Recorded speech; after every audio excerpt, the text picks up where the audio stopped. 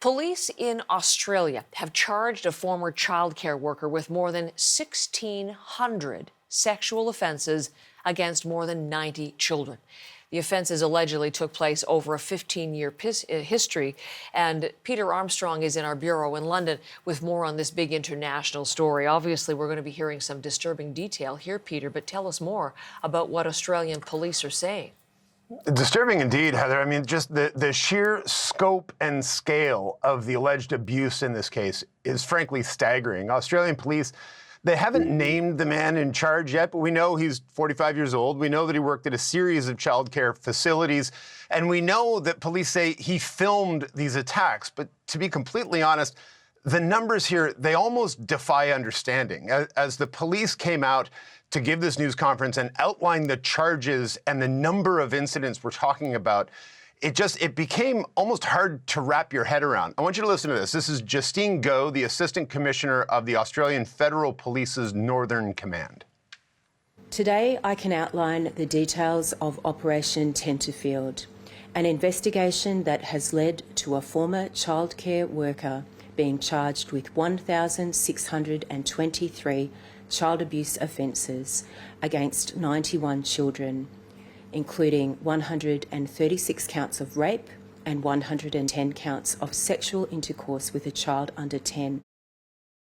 And Heather, the man in question was actually reported to the police twice before, once in 2021, again in 2022. And police say they found insufficient evidence to charge him then.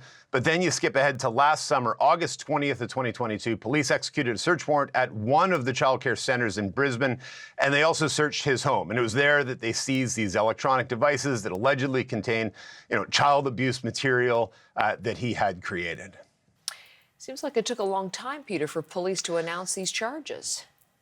For sure. Because, I mean, you've got an almost full year lag between arresting the man or executing the search warrant and announcing all of these charges. And police say the hardest part of all of this was just making sure that they had actually identified all the kids that had been abused. They say the man charged, as I say, filmed all those attacks. So they had to kind of painstakingly go through these images and these videos and figure out where it was taken, then who was in that video, then track down those people. And that took time, as you do want to make sure that all of the victims know that this is going on and they know what is about to be announced. But just, Heather, think about that process. I'm finding this difficult to speak about this and to say out loud. It's so horrific. Imagine being the cop doing all this work. It would be horrific. Listen to Michael Fitzgerald, the Assistant Commissioner of the New South Wales State Police, on that. It's beyond the realms of anyone's imagination what this person did to these children. I can only say that you try not to be shocked after a long period of time in the police and crime reporting, but this is a horrific case. Heather, all told, they now say they've identified 87 Australians, and some of those victims are now adults, but police say they've been able to identify the children involved, their families have been informed, and now they're able to go ahead today with the formal announcement of the charges.